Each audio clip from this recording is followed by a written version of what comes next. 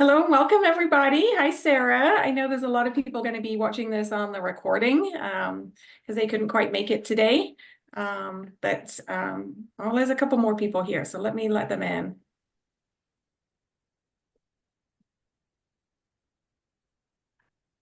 Hi Nancy. Hi Joan. We're just getting started. Hello. Hi. All right. Oh, let's see. There we go. Hi Joan.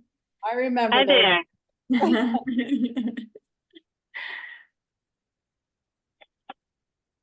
All right, we will start recording and then I'll have people join. I'll admit people as they join, but we know that a lot of people are going to be listening on the playback. So first of all, I wanted to say welcome to everybody.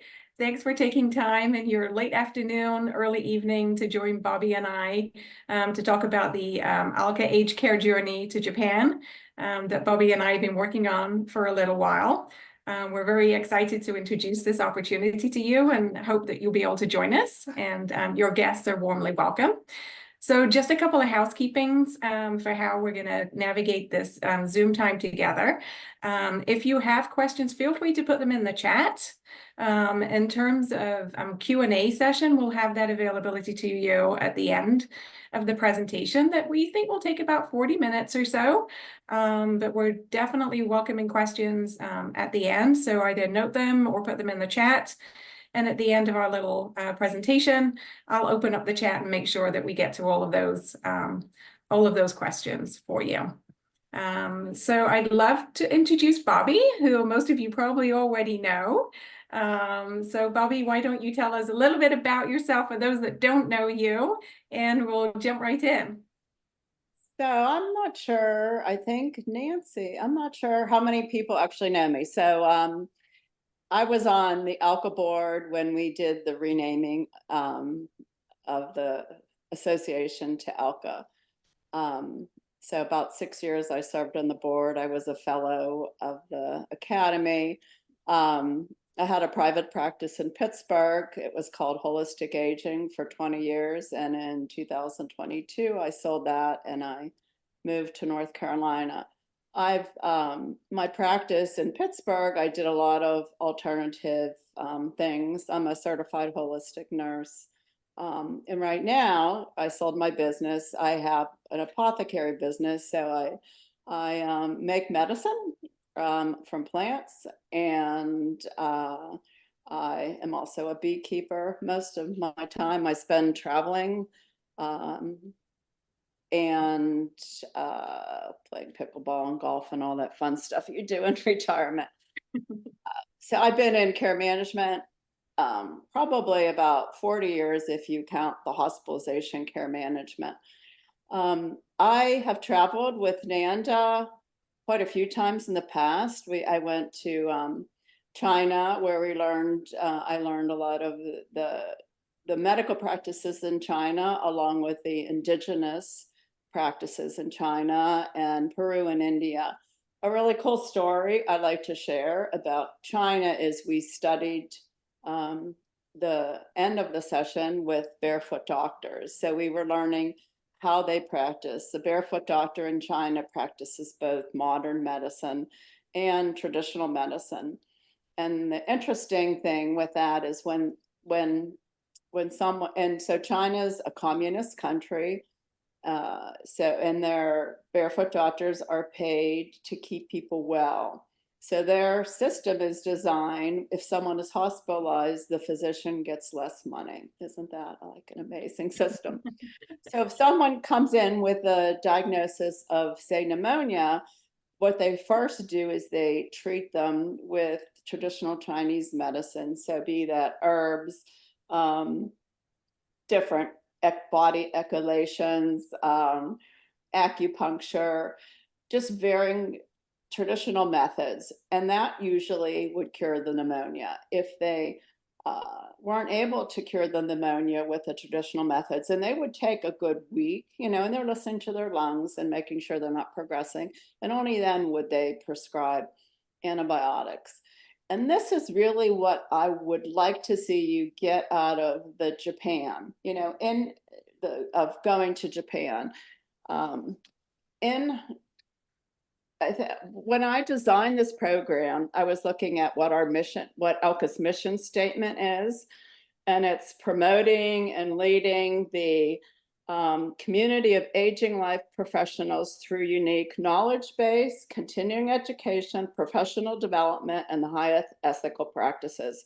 So we are touching on, of course, three of the things that are the mission in ALCA.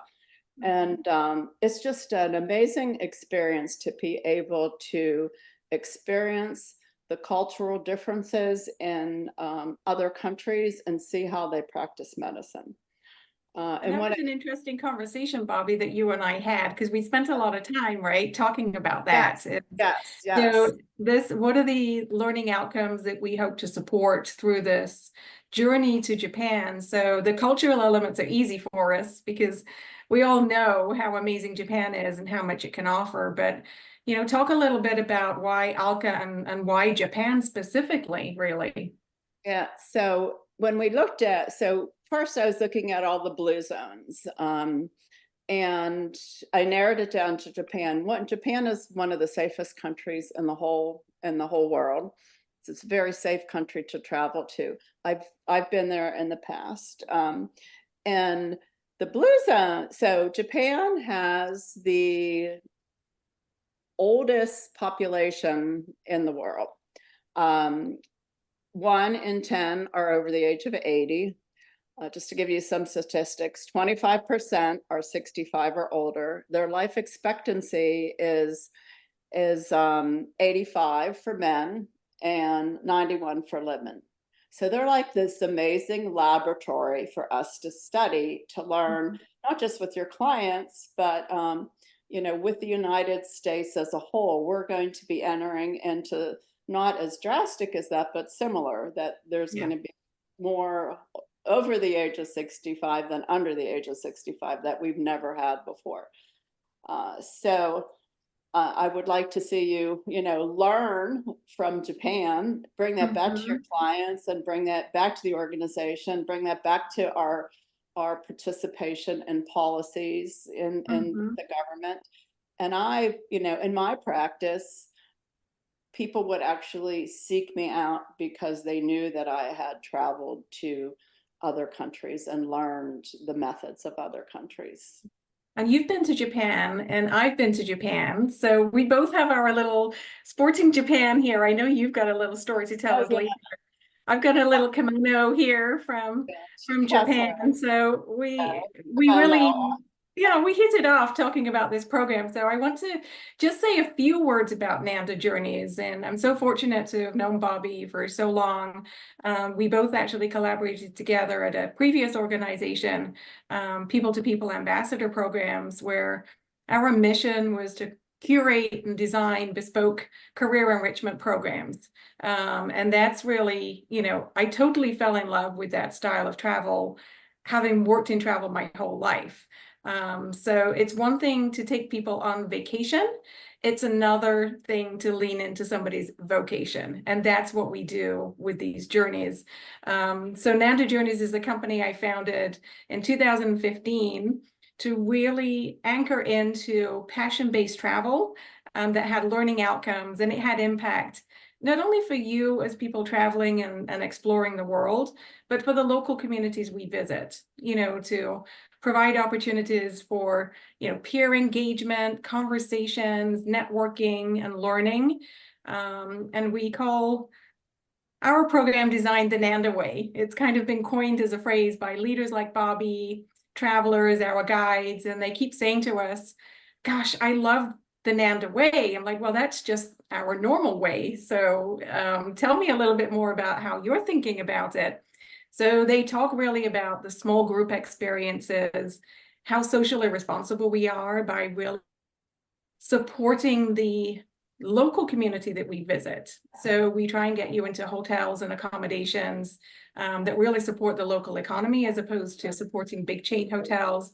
and things like that. And then also designing programs that are culturally sensitive and afford you an opportunity to learn about cultural heritage. And that really helps you as well when you come back to the United States and share that with your colleagues and within your practice or your company. So that's a little bit about the Nanda way and how Bobbi and I met. And then for the career enrichment journeys, and we use these pillars also around the ALCA pillars and the mission of ALCA, but also around these pillars in terms of what do we want you to get out of this. And Bobbi, I don't know if you think there's one more important than others here in terms of your experience, but what do you think traveling on a program like this gives you that's different to traveling, say, on a small group tour that's just visiting a country? Well, one, it's personally designed, like we personally designed this based on ALCA's mission, their vision, their statement, and, you know, their 4 major categories of knowledge base. So yeah, it's so different than just traveling in a group setting. And I the think one interaction with like the other professionals, like I still have people during COVID, there was a group of us messaging back and forth, people from India, because they weren't getting COVID there. Yep. No, they eventually did. So, you know, I had met other nurse practitioners there and physicians, and we were trying to figure out what they were doing that maybe we could do.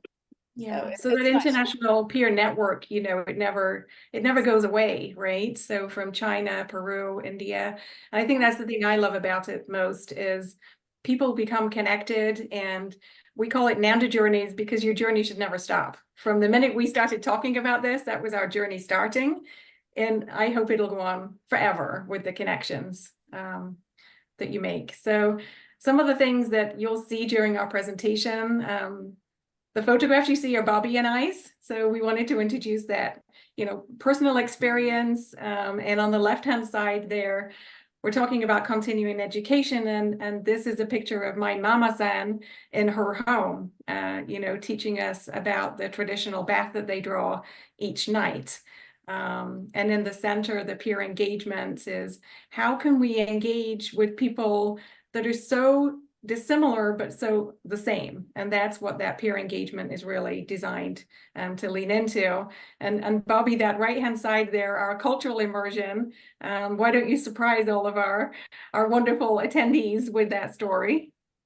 Yeah. Oh, that was, oh yeah, so this was and I want to show everyone this was an amazing gift from someone that I met in Hiroshima. So this woman, we were sitting beside each other. I couldn't speak Japanese. She couldn't speak English well, but we were talking, you know, for a good half an hour or so, showing pictures on our phone and sharing things. And she was so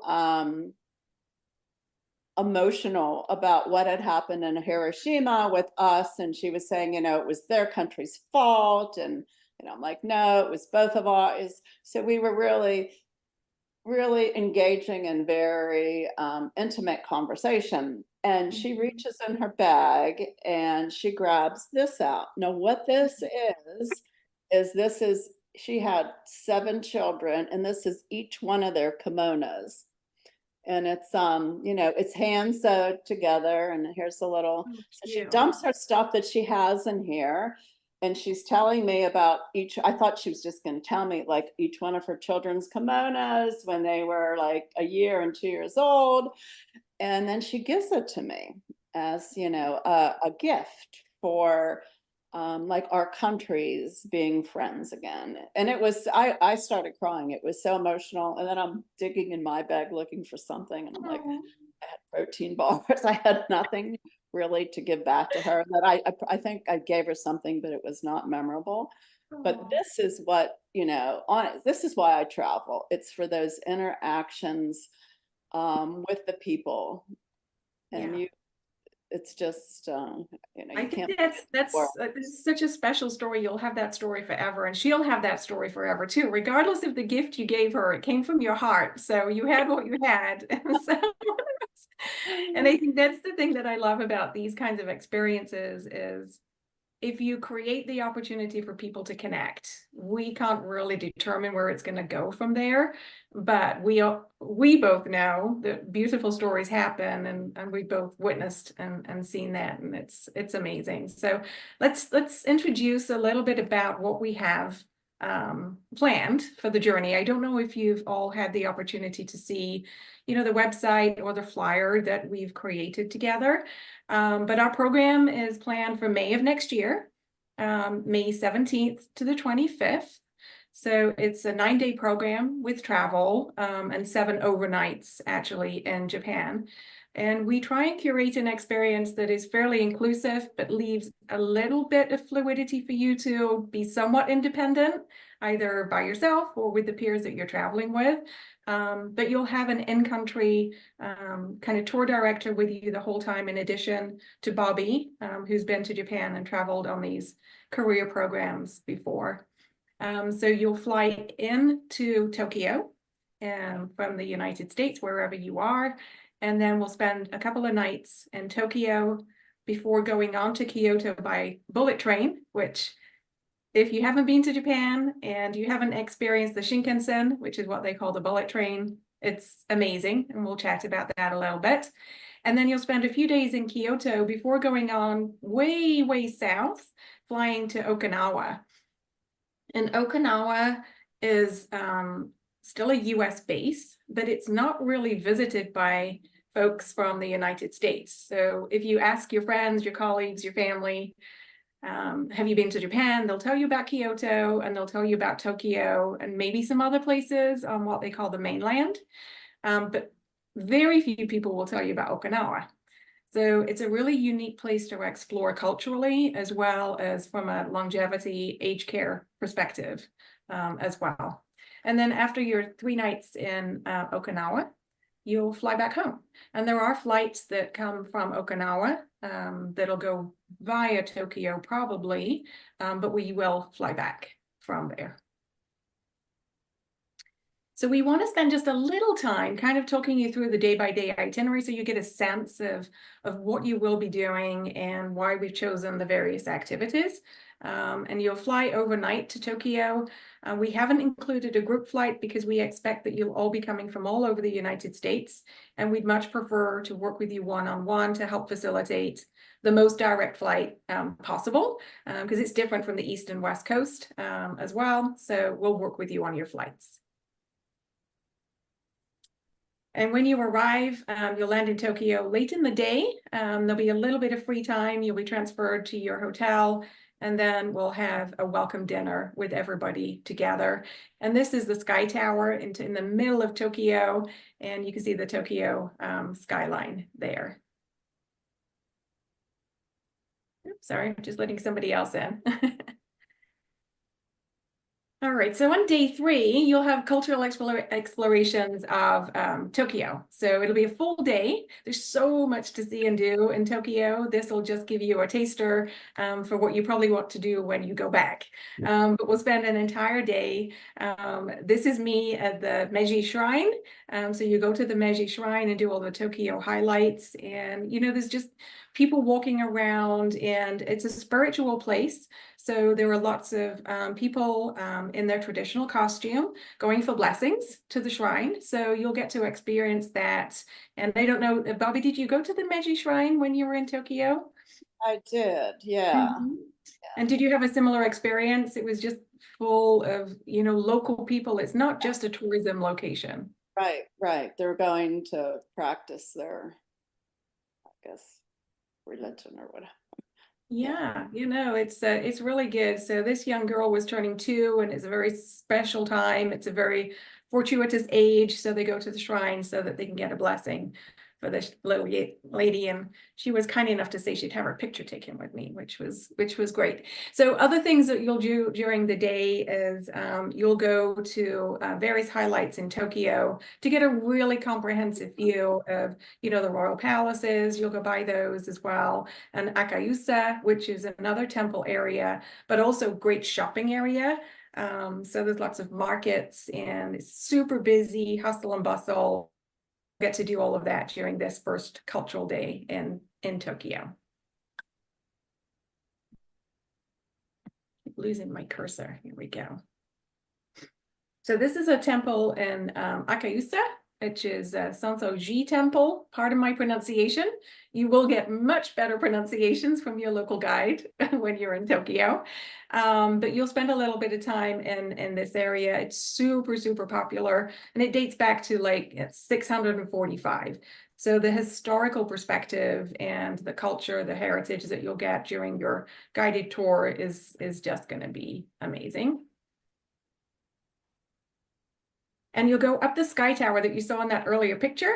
You'll go to the top of the sky tower so you can enjoy these views. And this is the picture I took from the sky tower when I was there. Did you do that, Bobbi, the sky tower? I did not do that. Okay, cool. That'll be new fun stuff. So on day 4, you'll get to experience the Shinkansen, the bullet train. And Bobbi, I know you have done this. So why don't you share with everybody why this is such a unique experience and why you have to do it in Japan? Yeah, I think you're traveling, what, 100 miles an hour or something? Mm-hmm. Yep. And you do, so you have to be fairly quick getting on, you all line up in your spots. You have like a specific spot and you line up and it comes in, 100 miles an hour and leaves 100 miles an hour. So it's just amazing. And to travel that fast, it's super efficient. I really wish we had high-speed trains here in the United States, and it's going to make you really want them here when you come back. So then on day 4, we're now in Kyoto. Okay, so now we're going to have a tea ceremony and Zen meditation, which we really want to lean into the traditions of Japan. And a tea ceremony is not just about just enjoying tea. It's about, honor. It's about spirituality with the meditation and everything. So it's a very honorific kind of experience. It's something that you do probably with a local high priest, as you see here, kind of the tea's blessed, and you get to experience all of that. And next, we have your professional program that really gets into meeting with people that are taking care of the aged. And this is going to be an engagement with the Shimizu Medical Corporation. They're a large corporation, a healthcare provider, and you'll visit one of their aged care facilities. They call them the elder care facility. So this is a multi-functioning kind of home that provides rehabilitation as well as long-term care. So you'll be meeting, this is a full day of professional engagements. So in the morning, you'll go to one of the aged care facilities. And then in the afternoon, you're actually going to go to the university. And this is something, whoops, excuse me. Where's my university slide? Oh, I'm sorry. That's not right. You go to a clinical kind of environment in the afternoon on this one. My apologies. I'm jumping ahead. So this is a full day with the Shimizu Medical Corporation. So Bobbi, this was important for you, I think, so that we had some hands-on experience to meet with people that take care of the aged in Japan. Yeah, and even to see, the difference in how they're doing it versus how we do it. And all the other experiences I've had, you learn so much from each other. And, you do develop lifelong professional friends with a lot of the people you. So you'll meet with a facility director, for instance, you'll meet with the staff. So it's a casual but coordinated exchange. And once we have the final delegates, we will learn from you. What is it important that you want to learn? What are the takeaways? What are the discussion topics? We'll ask everybody for their bios so that we have kind of a holistic view of who's participating and what is your core focus in your profession right now.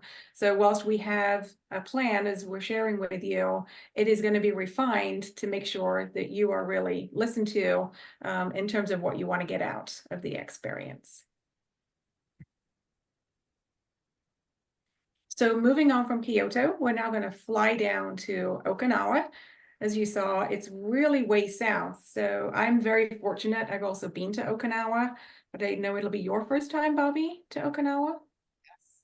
Yeah, and it's so different down there, completely different than what you will have experienced. So from a cultural perspective, it's super close to China. So you'll start to see influences of the Chinese culture, even in their words and their traditions. So you're going to see and experience something really quite different. Something that I'm really, really excited about for all of you guys is a homestay. So you might be thinking, are we a little crazy? But I've done this before with my professional delegations, and they have talked about it nonstop since coming back because it's so unique. And this is me with my mama-san in my homestay. And you can see the traditional sliding doors. Those are the walls inside the homes.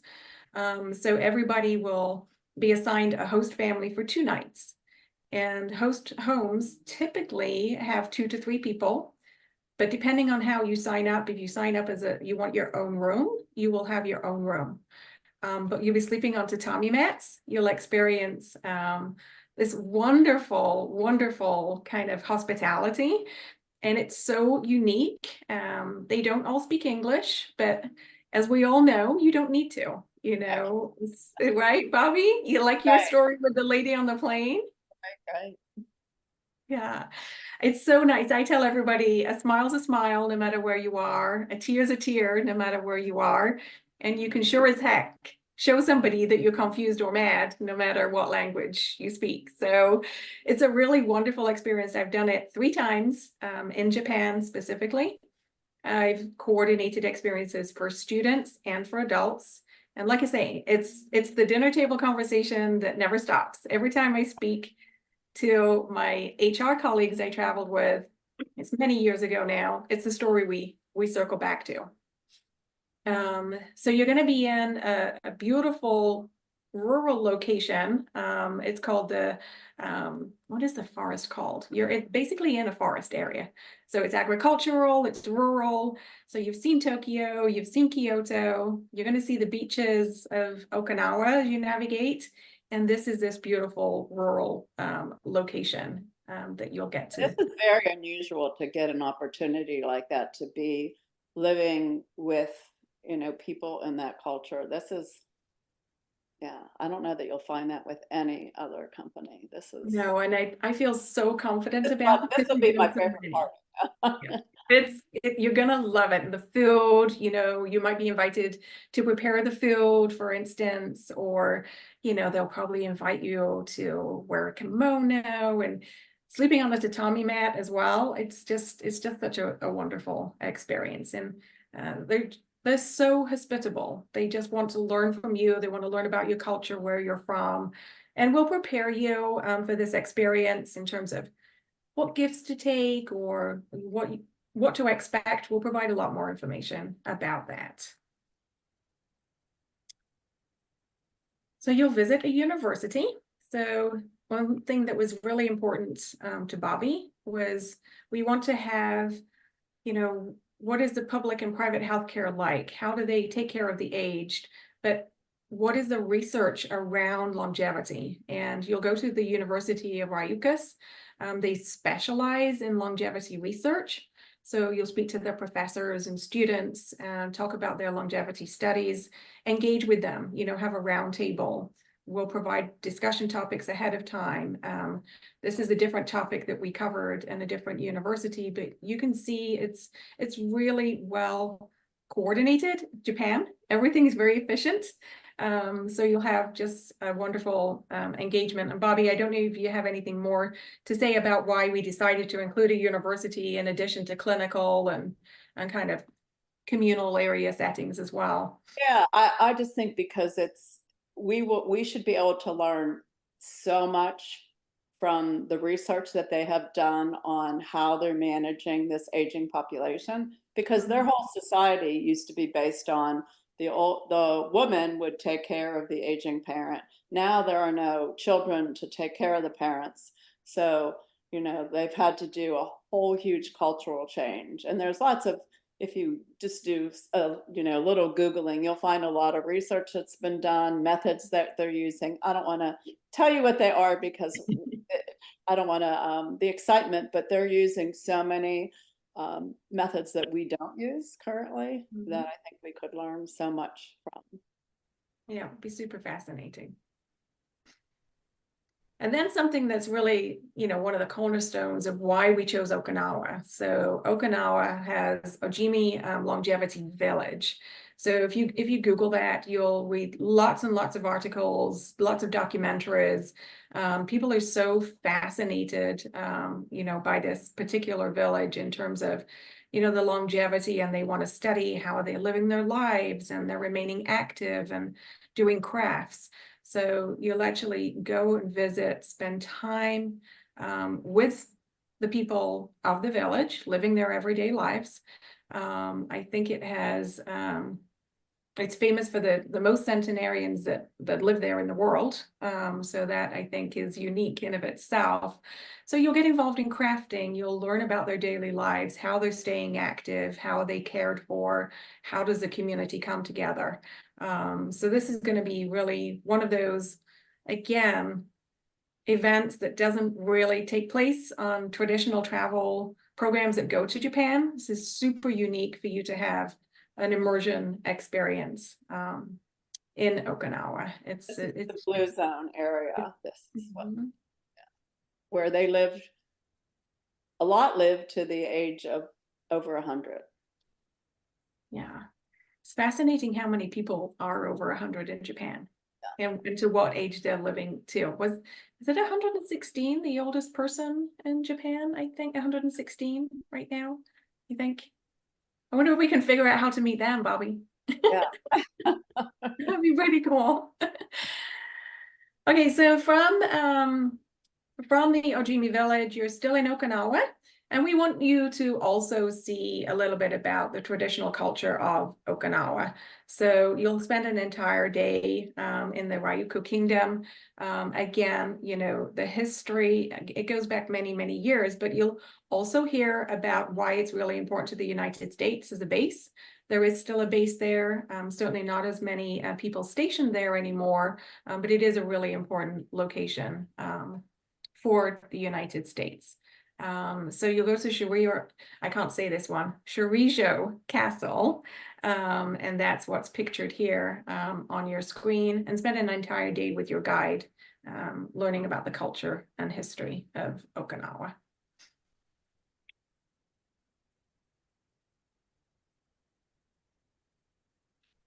And you'll also go to Ryukyu Kingdom Castle Town. So this is where you'll be invited to wear some of their traditional clothes. They don't call them the kimono, it's called the ryukan. So you'll be invited to kind of wear that, learn all about that, why it's different to the culture on the mainland. And this will be your last kind of afternoon and experience before you have a farewell dinner, traditional farewell dinner, where you can chat about stories. I don't know, Bobbi, the farewell dinner was probably the one nobody wanted to leave. I imagine that's my experience when I'm traveling with the delegates. Yeah, the food is very different than any food you'd experience in any other country. I guess I love the breakfast in Japan. That's my favorite. Did you? Yeah, I loved it. The little bento breakfast box with fish and vegetables, and then they had these little pickled cherries that you cannot get anywhere else. I keep looking for them, and every time I load my plate up with those, they're just the food. Is it fish for breakfast? My dad was so proud of me. He's like, yes. It's so good. So you'll have a farewell dinner all together, and that's really special before the next day, as we say, flying back home. So that we wanted to give you a taster. It's really hard to describe what you'll experience. We do our best, both in our written materials and here talking about them, but to experience it is just something else. So for right now, this is an ALCA only, member only delegation.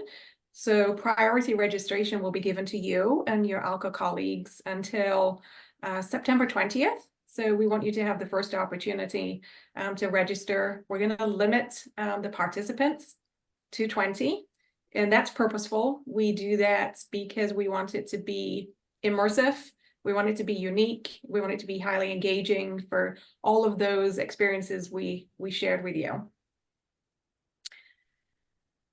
So May 17 to May 25 are the dates. It's $5,499 per person. That's based on land only. As I mentioned earlier, we want to work with everybody individually to get the flight from your closest home airport.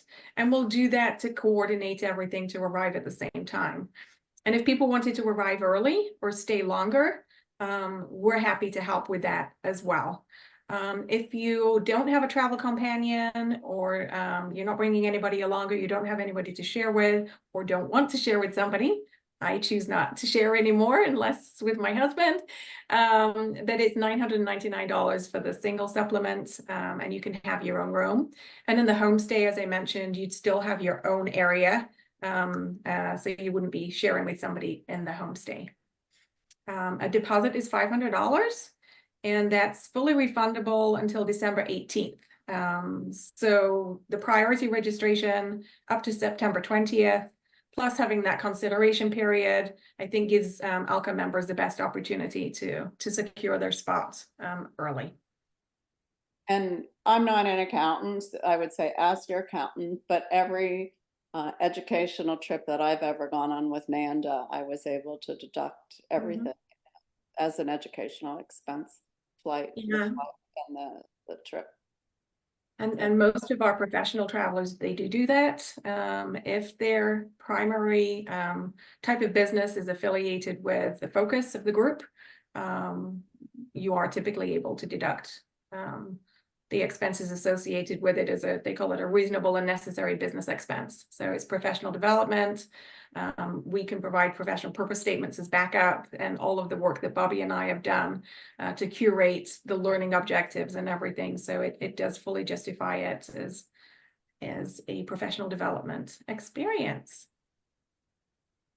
So let's see. So with that, I think that's everything we wanted to share today. So now we can open up the floor to everybody if you have any questions.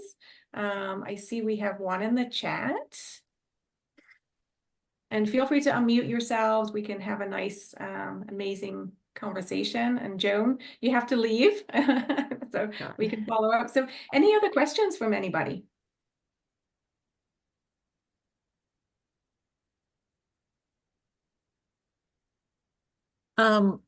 I know this might be a hard question to answer, but what is the typical air flight cost? I would say somewhere between 1,000 and 1,500. It depends. So that's an economy flight. Depends on where you are. Obviously, the bigger airports. On the West Coast now, there is a new company called Zip Air, and they have it's a low-cost carrier. They only fly into Tokyo though, but you could get a flight from Okinawa back to Tokyo, so that might balance out. So it's another reason we didn't want to designate a flight, because there's so many options for everybody now. But I hope that gives you a kind of a broad range, Sarah. What coast are you on, Nancy? Is That would say, I think Sarah. I'm in California. Okay. Oh, so California. Yeah, Sarah, where are Yeah. you? I'm in Florida. You're in Florida. Okay. Yeah. So a West Coast option or an East Coast for you, actually. It just depends, either or. I stuck some things. I'm in North Carolina. I stuck some things in like Google, and it's coming up, around 1,500 to 2,000. But I also live in a very small airport area, so I always have to take a flight to another airport to get an international flight. I would say if you're close to a major hub airport, you could get between that 1,000 to 1,500. And if you're in a really small, more regional airport that has to connect to a bigger airport, you're probably more 1,500 to that 2,000. Again, depending on how many connections and And what. I was upgrading my flight also, so that's why too. If just as a question, in case people ask me, you guys, this sounds fabulous. I love Japan. I wish I could go, but I'm not going. But anyway, if people ask, if they had points, let's say, for their Mhm. flights or had something that they wanted to use, is that something they can work with you or talk to you about and you can help figure that out? Absolutely, Julie. Yeah. Yeah, for sure. Well, and this is separate, but just, I was an exchange student in high school, and like the homestays, they do that all the time. Like in Australia, like sports teams don't stay in hotels. When a sport team, like in high school, came to your area, they all stayed in people's homes. Yeah. And so I love that because you get to meet them in a totally different way. I think, it's very American to only stay in like, the hotels but anyhow, so I got excited when you said that. I was It's a like, great, oh, good. a great part of the, I think, overall plan is to have that as a part of it. Mhm. Yeah. Yeah, I'm so fortunate. I think I've traveled to 52 countries, I think. And the Japanese homestays, I talk about them all the time. And the group that I took, they were senior executives in the HR community. And typically they really love their 5-star hotels and their Marriott points and all the rest of it. We got them outside their comfort zone. And we don't take them to the Marriotts and so on unless we absolutely have to for like airport kind of stuff. And I convinced them to trust me to let them do a homestay experience. And we were actually just outside of Tokyo when we did it. And it was so beyond anything they'd ever experienced. They talk about it all the time. It's great. It was a little cold snap that we had, so it was super chilly because we were in a rural area as well. But the hosts were coming up with things to put around our neck to go out for an evening walk, and it's so special, to have those memories that when you're talking to people about their travel, it's rare to say that they stayed in somebody's home and somebody curated that as part of their planned experience. So like, you planned that? Like, yeah, it's amazing. Yeah. And Yeah. And That then is you're going to send me this recording, right? So that we can pass this on and have it on our website to share with other members, right? Yeah, absolutely, Okay, or the Julie. link. Yeah, and we're, Okay, great. Bobbi and I are available for questions. Mhm. You can have a one-on-one conversation with people, or we can have another group conversation. And as we're preparing people, we'll facilitate experiences like this. Great. We take a really casual but very thorough approach to preparing everybody. We want everybody to get to know each other, for it to be informal but educational and very, very, very specific, but super friendly, hopefully. Right. When Great. I was how when you initially go to a foreign country, you don't understand how to manage their money. And I remember going into like a 7-Eleven to get something and just handing the person out my money and counting the change back. It was the only country that I would feel, and our guide was like, you can just give them the money and they'll give you the exact amount. Yeah, yeah. And their bathrooms are so amazing. They're so great. Their bathrooms have so they have music. If you go into a portable bathroom, even outside, there's there's like plastic that will change around automatically. Music, like Zen music plays. You're going Or to the water falling. Yep. like And amazing heated experience. seats. When I came back from Japan, I'm like, where do I go buy one of those? I want one of those in my bathroom. Like the Yeah. heated seats is a game changer. It's The awesome. heated seats and the bidet and the blow dryer and the Yeah. Yeah, it's so fun. So if nobody has any more questions, and I'll pause for a second, just in case you do. So the $500 is the deposit, and then when is the rest due? How does that work? We have an installment plan that's set up, and I think we've broken the payments up into 3 different payments with different payment dates, or you can change that. So we ask that everybody have 50% paid at 90 days before travel, and then the final balance is 60 days, 2 months before travel. And we can be really flexible with you if you wanted to break your payments up into 6 or 7 or however you want to do it. But those are the kind of last times that you have to be paid out, but we're super flexible with it. And is there a minimum number of people? I mean, I'm hoping there's going to be a full trip, but is there a minimum number? Yeah, that's a really great question. We'd want at least 12 people signed up to be able to travel the program. We typically have people signed up early, can make that decision early, so people are not waiting on that decision. But I think we'll get more than the 12, and I think it'll be great, but no more than 20, and that includes guests as well. So guests are welcome to join you. We just feel like this itinerary lends itself to being super for anybody who has curiosity about Japan. You know, on some programs, we would create a separate itinerary for guests. We have not on this one because we just feel it lends itself to just being interesting to everybody, regardless of if you have a professional kind of lens on it or not.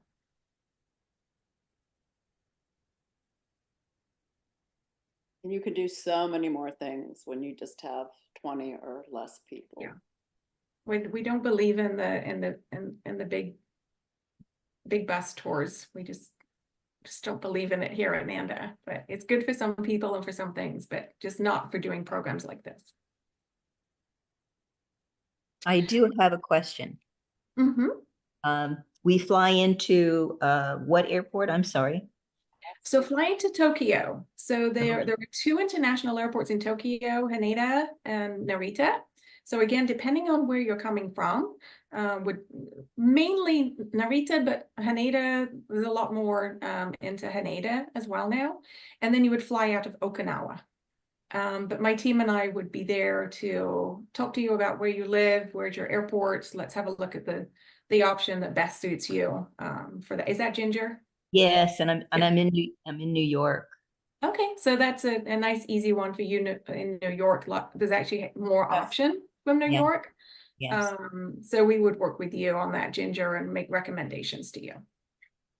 It sounds great. And to book it, I would call the 888 number that you have on the. Yes, the 888 number or the email address there. So info@nandajourneys.com. If you wanted to just drop me a line there, I can pick up the phone and we can connect and chat with you about that. In terms of flights, we wouldn't ask people to book those flights until we've met that minimum number. To your point, Sarah, we don't want people booking flights until we know for sure we're definitely traveling with the program. And we'll just maintain a really good line of communication with everybody once they're registered. If people don't know, like you could put it in Google Flights and it will, whenever there's a good deal on the flight that you've put in there, it will come back and give you a, but you may have, I'm sure you have more connections than Google. Oh no, That's I mean, what I typically do. yeah, the flight part of thing is pretty consistent across everybody, and we don't have any magic on that one. Yeah. Wow. And I would encourage people. So I work with another company that I travel with my community. It's, you know, a social thing. And a lot of them are groups of 22. And what happens is people don't sign up right away. And then they think about it and ponder it too long, and then they can't go. And so, and it happens constantly all the time. So I'd say if you're interested in going, make a decision and sign up and do it. Don't wait and ponder on it, because you may, with 20 people, you figure if couples go, that's 10 people. So Yeah. Well, thank you so much. I appreciate everybody being here. Bobbi, I really appreciate you, and Julie, we really appreciate the collaboration. It's been wonderful, and thank you for sharing the opportunity with everybody. Bobbi, do you have any closing words? And I'll invite Julie as well if you have anything you want to say in a second. No, I don't. Thank you very much for doing this, and we'll share it out again with the members and really encourage them to, if they are interested, to do that sort of first step of putting down their $500 so that you guys have a good sense of your numbers, and so you can make the planning more formal, which will be nice.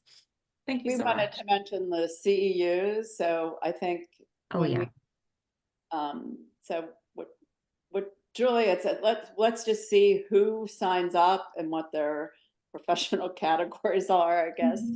And then we'll look into getting, the potential for CEUs. There may have to be a cost associated with it, but We'll do our best to keep that to a minimum for everybody, but yeah, we definitely want to make that happen for people that want that. That would be great. Yeah, that would be great. Awesome. Right, I think we're just waiting to see if do we need social work CEs, do we need NACM CEs, so once we know that, then we can make a better estimate and see. And we'll have to look at the hours, but I think that we can definitely get some approved, assuming people want that as part of the adventure. all the behavioral we Right. worked that out ahead of time, so. Yep. Awesome. So Bobbi, any closing words? Say that again? Any closing words? Nothing. This is the perfect opportunity to learn how to age well. I guess. That's a beautiful way to wrap things up. That's awesome. Well, I appreciate the opportunity to come and chat with everybody today. Do reach out with that 888 number or the info at nandajourneys.com.